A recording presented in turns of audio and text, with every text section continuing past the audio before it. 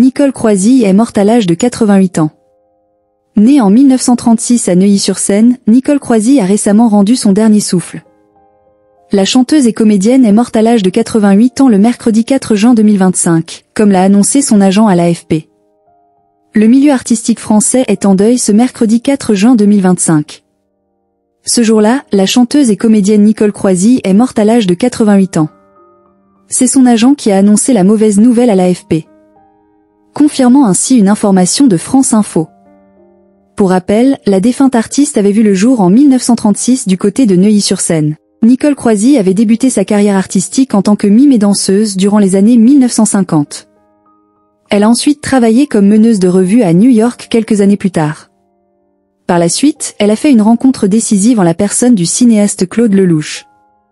En effet, le réalisateur avait choisi la musicienne pour interpréter la chanson de son film baptisé Un homme et une femme en 1966. Mort de Nicole Croisille, la défunte artiste fut la première française à décrocher un disque d'or aux États-Unis. Cette chanson lui avait valu à l'époque un disque d'or aux États-Unis, ce qui était une grande première pour une Française.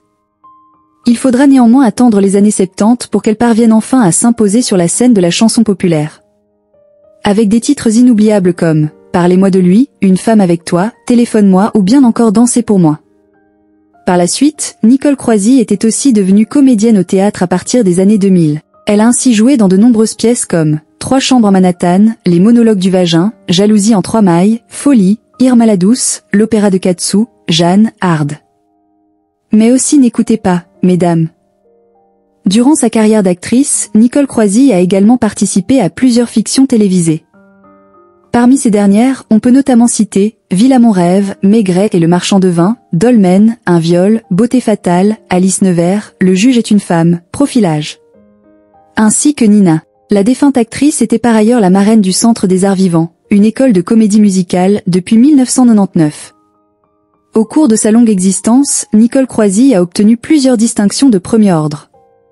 Elle a notamment été faite chevalière de la Légion d'honneur le 15 décembre 2010. Un titre qui lui a été remis par Frédéric Mitterrand, qui occupait alors le poste de ministre de la Culture. 12 ans plus tard, elle fut élevée au grade de commandeur de l'Ordre des Arts et des Lettres.